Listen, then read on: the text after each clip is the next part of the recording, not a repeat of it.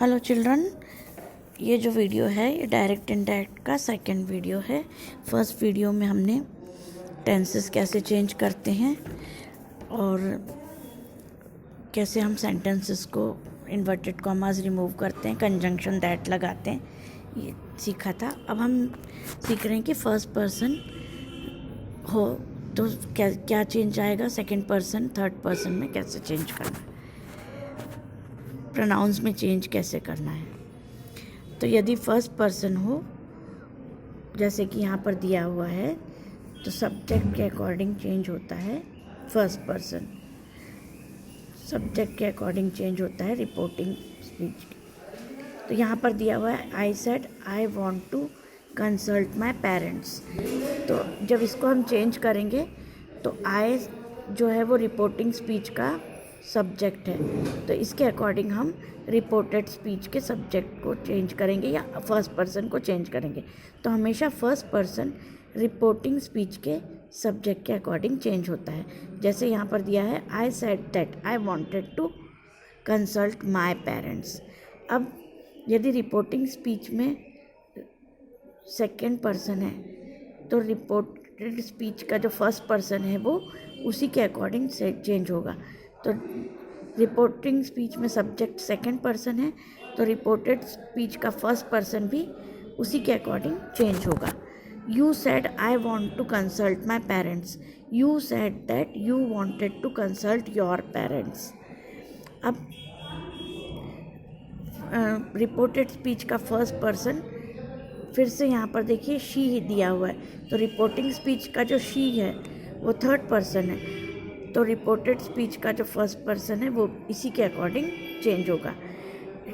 She said I want to consult my parents, she said that she wanted to consult her parents. तो सब first person जो है वो reporting speech के subject के according change होगा। अब जो सेकंड पर्सन है, रिपोर्टेड स्पीच का सेकंड पर्सन हमेशा रिपोर्टेड स्पीच के ऑब्जेक्ट के अकॉर्डिंग चेंज, रिपोर्टिंग स्पीच के ऑब्जेक्ट के अकॉर्डिंग चेंज होगा। तो जो भी रिपोर्टेड स्पीच का सेकंड पर्सन है वो रिपोर्टिंग स्पीच के ऑब्जेक्ट के अकॉर्डिंग चेंज होगा। रिपोर्टिंग स्पीच मतलब रिपोर्टिंग जो इन्वर्टेड कॉमा के बाहर दिया हुआ है, subject said two plus object, तो इसके अकॉर्डिंग रिपोर्टेड स्पीच का सेकंड पर्सन चेंज होगा। Anil said to me, your parents are waiting for you.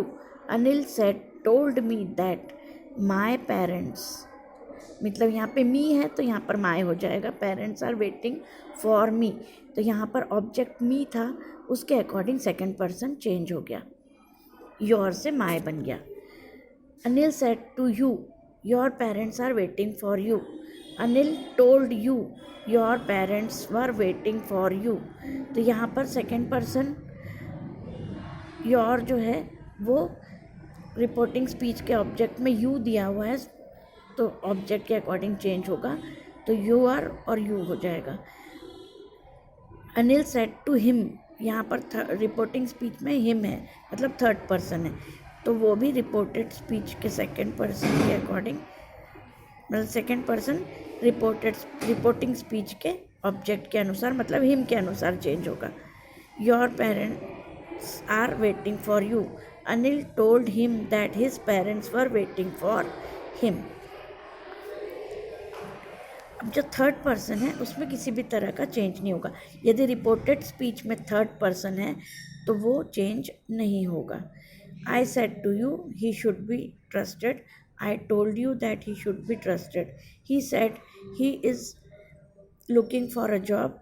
He said that she was looking for a job. Now change in adverbs.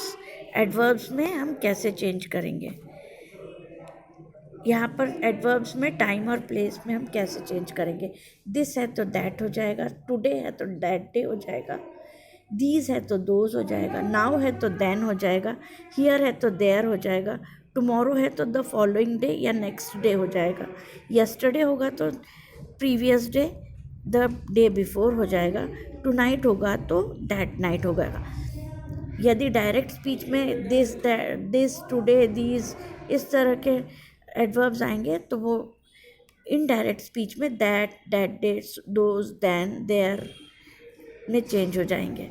Tomorrow तो following day, yesterday तो previous day, tonight तो that night, इस तरह से change हो जाएंगे। अब change of adverbs के एग्जाम्पल्स देखिए। He said I shall discuss the matter next week.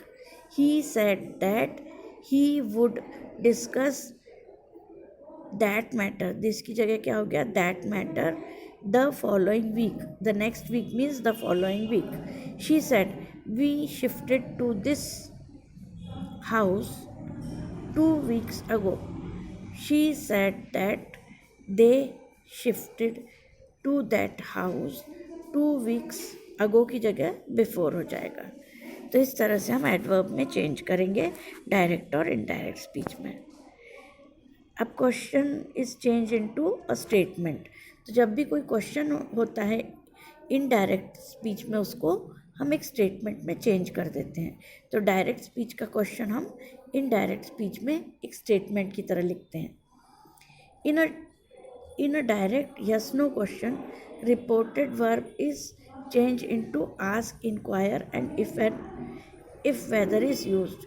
तो जब यस नो क्वेश्चंस होते हैं, मीन्स हेल्पिंग वर्ब वाले जब क्वेश्चंस होते हैं, is, are, am, was, were, have, has, had वाले क्वेश्चंस में हम हमेशा इन्वर्टेड कॉमास रिमूव करने के बाद इफ़ या वेदर लगाते हैं, और सैड टू या सैड जहाँ पर होता है, रिपोर्टिंग वर्ब जो होता है वो आस्क्ड या इंक्वायर में चेंज हो जाता है, जैसे कि यहाँ पर एग्जांपल दिया है। और जो हमारा सेंटेंस होता है क्वेश्चन वाला, वो एक स्टेटमेंट में चेंज हो जाता है, एक सिंपल सेंटेंस बन जाता है। She said are you writing a poem. She asked me whether I was writing a poem. She asked whether I was writing a poem. I said to him, do you know when she will go home? I asked him if he knew when she would go home. In case of question word like who, how, where, when, etc., same word is used to introduce the reported speech.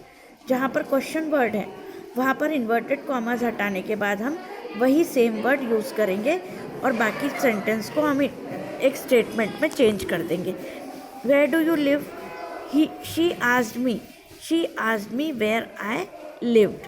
He asked how do you write poems. He asked me how I wrote poems. अब imperative sentences मतलब जिसमें suggestion हो, request हो, कोई advice हो, इस तरह के सेंटेंसेस को हम इम्पेरेटिव सेंटेंसेस बोलते हैं, जिसमें हम कमांड्स, रिक्वेस्ट, एडवाइस, इस तरह के सेंटेंसेस को हम इम्पेरेटिव सेंटेंसेस बोलते हैं। तो इम्पेरेटिव सेंटेंसेस में reporting verb is change into ask, advice, request. Tense remains the same. The verb is put in infinitive form, means to plus base form of the verb. मतलब क्या होता है कि imperative sentences जिसमें commands, request, advice होती है, तो उसमें request होगी तो requested, command होगा तो commanded, advice होगी तो advised, asked। यदि आपके पास अगर कोई शब्द नहीं मिल रहा है तो आप आस्क्ड लिख सकते हैं, और जो हमारा टेंस होगा वो चेंज नहीं होगा, और जो हमारा वर्ब होगा, जो रिपोर्टेड स्पीच का जो मेन वर्ब होता है, वो हम टू लगाकर फर्स्ट फॉर्म में चेंज कर देते हैं। मतलब इन्वर्टेड कॉमास हटाने के बाद हम वर्ब के पहले टू लगाते हैं और वर्ब को हम फर्स्ट फॉर्म में लिख देते हैं। इस तरह से हमारे जो सेंटेंस हैं इम्पेरेटिव सेंटेंसेस वो चेंज होते हैं। जैसे यहाँ सेंटेंस दिया है, I said take your seat. I asked to take his seat. He said give me some food please. अब यहाँ पे प्लीज़ है तो इसका मतलब ये रिक्वेस्ट वाला सेंटेंस है। तो ही सेड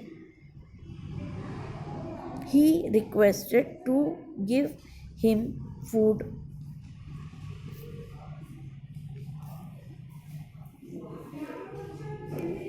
अब एक्सक्लेमेटरी सेंटेंसेस, एक्सक्लेमेशन का मतलब होता है सडन फीलिंग, जब कोई एकदम से हम किसी चीज़ के मतलब एकदम से किसी कोई फीलिंग आती है, जैसे ब्लेसिंग या रिग्रेट या प्रे या क्राई या विश, इस तरह की कोई फीलिंग आती है तो वहाँ पर हम इन्वर्टेड कॉमास हटाकर कंजंक्शन दैट लगा देते हैं, और जो हमारा एक्सक्लेमेशन शो करने के लिए हम जैसे एक्सक्लेमेशन में होता है हुर्रा, एलास, और इस तरह के वर्ड्स आते हैं, ब्रावो, इस तरह के वर्ड्स आते हैं, हाउ ब्यूटीफुल यू आर, इस तरह के जो फीलिंग्स आती हैं उसको हम हटाकर सिर्फ अगर खुशी बताना है तो विथ जॉय, सरप्राइज़ बताना है तो विथ सरप्राइज, सॉरो बताना है तो एक्सक्लेम विथ सॉरो, तो exclaim with sorrow, exclaim with Joy, exclaim with surprise, इस तरह से हम कंजंक्शन इस तरह से हम जो हमारा वर्ब है, रिपोर्टिंग वर्ब है, उसको इस तरह से लिखते हैं। और जो हमारा इन्वर्टेड कॉमास हटाने के बाद हम यूज़ करते हैं कंजंक्शन दैट, और हमारे जो सेंटेंस होते हैं वो एक स्टेटमेंट में चेंज हो जाते हैं।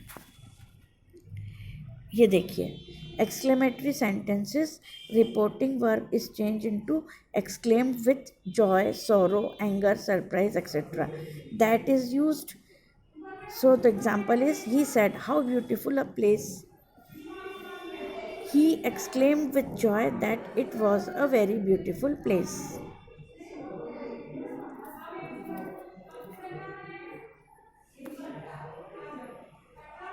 Rohan said, alas, his father died. Rohan exclaimed with sorrow that his father had died.